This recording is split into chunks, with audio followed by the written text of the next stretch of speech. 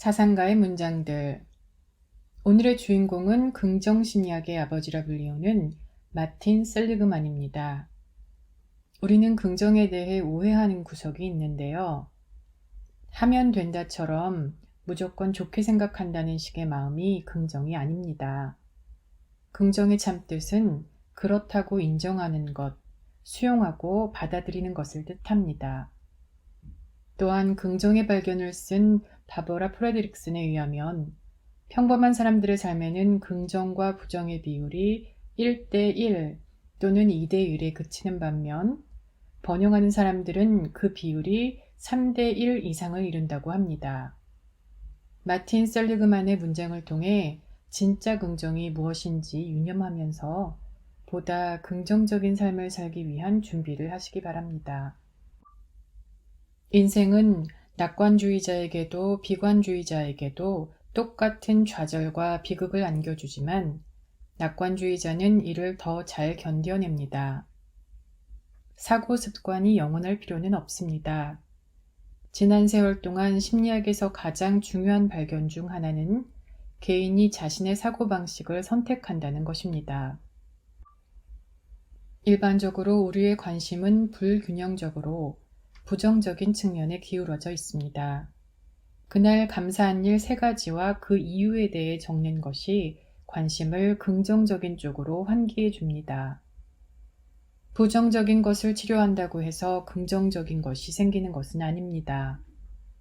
행복하게 살기 위해서는 기존의 문제 해결에만 치중하는 것이 아니라 긍정적인 성장과 발전에 주력해야 합니다. 행복을 원한다면 당신이 가지고 있는 행복의 시각에 대한 눈부터 바꿔보세요. 불행의 상황에서도 긍정적인 측면을 찾으려 노력해보세요. 중요한 것은 나에게 맞는 삶의 방식을 찾아내는 일입니다. 가장 좋은 결과를 얻으려면 가장 좋은 가능성을 믿어야 합니다. 인생에서 우리 모두에게 닥치는 좌절을 경험할 때 스스로에게 하는 파괴적인 말을 바꾸는 것이 낙관주의의 핵심 기술입니다.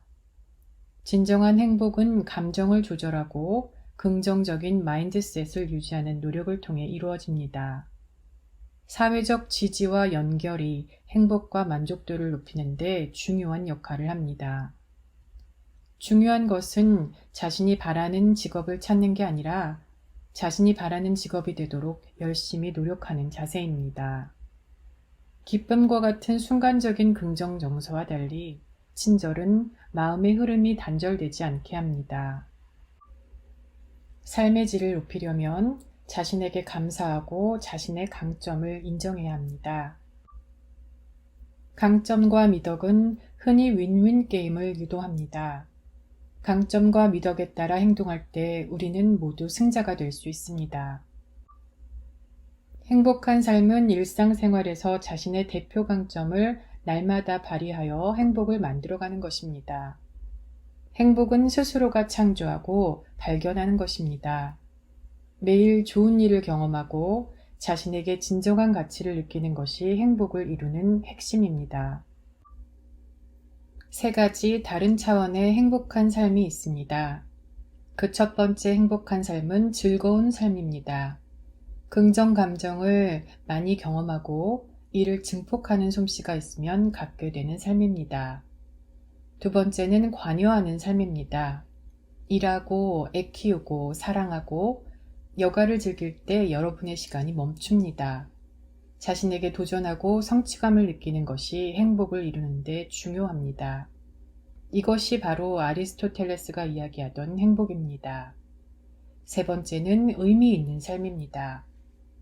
의미는 행복과 매우 비슷한데 의미는 최대 강점을 아는 것과 그 강점을 사용해 자신보다 더 큰 무엇인가에 속해 봉사하는 것으로 이루어져 있습니다.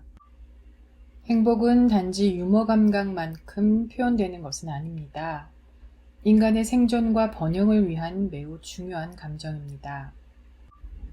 의미 있는 삶은 자기 존재보다 더 큰 무엇과 하나가 되는 삶입니다.